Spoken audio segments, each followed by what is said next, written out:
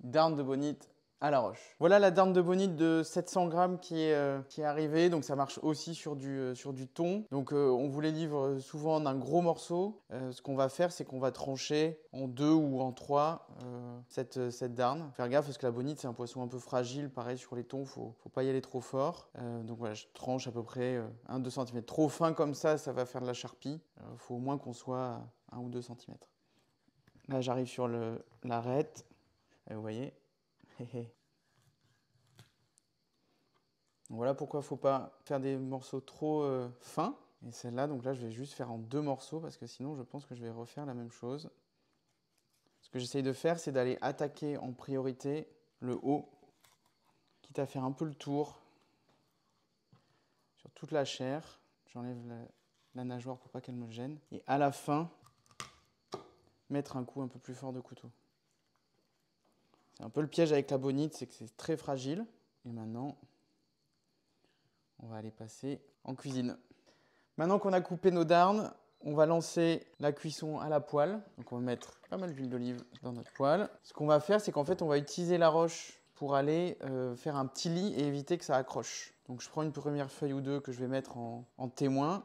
Et après, on effeuille la roche, on tire sur la pointe et en fait, tout vient. Ce que je fais là, c'est que je vais garder les tiges parce qu'elles vont me faire un petit support pour éviter que ça accroche. Donc ça va me servir de petite technique pour éviter que ça brûle. Donc, ce que je peux faire, c'est que tant que la poêle est froide, je peux les mettre là comme ça. Je vais m'en garder quelques-unes pour le deuxième côté. Et là, on va encore monter un peu le feu. Ça commence à chantonner. Je baisse un peu. Donc je vais mettre d'abord le morceau le plus épais, parce que c'est celui qui va être le plus long à cuire. Et donc je lui fais un petit lit d'arroche comme ça, plus large. Et je le pose dessus. Là, je baisse un petit peu. Non, ça va. Pareil, là, c'est le deuxième moins épais. Je lui fais son petit lit. Je le mets comme ça. Et le dernier, on va lui remettre un petit peu. C'est parti. Là, ce qui va se passer, c'est que la roche, elle va bien griller et ça va permettre de bien cuire sans accrocher. Là, c'est parti. Et ce que je fais pour que ça aille un peu plus vite, si je veux que ça cuise des deux côtés, c'est que je vais couvrir un moment pour que ça grille, mais que ça crame pas trop. Donc l'idée, c'est de garder un peu de chaleur et d'aller cuire par-dessus. C'est pas grave si le couvercle tombe un peu dans la poêle. On va checker. J'ai rincé mon assiette là en attendant pour réceptionner. Il y a un peu d'eau qui est libérée par la bonite, donc gaffe. Ma seule crainte là, c'est qu'on accroche. Ça va. Je recouvre pour bien cuire. Ce que je fais, c'est quand je check là, je sais que j'ai de l'humidité là qui va aller, donc je laisse mon couvercle au-dessus. Ça me permet d'éviter les projections. Parce que là, il y a de l'eau qui sort. On va aller retourner la première. Là, j'essaie de les déplacer. La seule crainte là, c'est le risque que ça accroche. C'est pas le cas. Un gros morceau comme ça, plus épais, je vais lui remettre un petit peu d'arroche en dessous pour le basculer sur la tranche. Voilà. Et lui, pareil, à chaque fois en fait que je rebascule, hop, je mets un petit peu d'arroche de secours.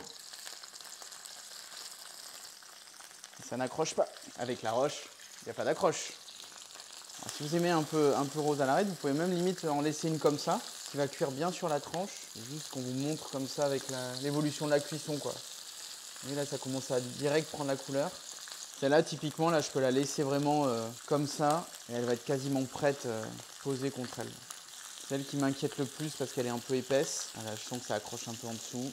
Et donc là, j'ai un peu forcé, et en dessous, ça a accroché. C'est le jeu. Ça, c'est déjà cuit, on va le mettre là. Voilà pourquoi il faut vraiment bien mettre des plants démarrés. Donc ça marche aussi avec de l'aster, ça marche aussi avec du pompon, ça marche avec de la salicorne. Vous voyez, on voit déjà direct la cuisson là, qui a changé. Ce que je peux faire, c'est aller tester avec un couteau la cuisson, voir comment c'est. Toucher avec le doigt. C'est tiède. Et là, j'écarte un peu pour essayer de voir l'intérieur. Et là, c'est chaud à l'intérieur, donc ça veut dire que ça va être cuit. Celle-là, je pense qu'elle est encore froide, donc on va la retourner un coup.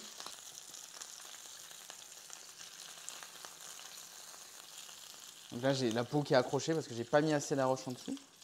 Et on va tester la cuisson là. Ça, on voit que c'est rosé à l'intérieur. Ça commence à chauffer. Donc idéalement, là, il faudrait une spatule plus souple en silicone. Ces deux, elles sont prêtes. que je vais faire, c'est que je vais laisser celle-là. Je ramène toutes mes arroches, toutes mes tiges. Et je la retourne. Je vais faire tous les tours. Ça va faire de la peau un peu grillée. Moi, j'adore. C'est très croquant. Ce que je vais faire, c'est que celle-là, je vais la laisser. J'arrête le feu et je la couvre. Et on attend. Et là, on va laisser tout ça refroidir tranquillement. Et ça va être prêt. Donc là, j'ai attendu 5-6 minutes que la bonite cuise toute seule. Je vais essayer de vérifier sur un côté comment c'est. Ça se détache.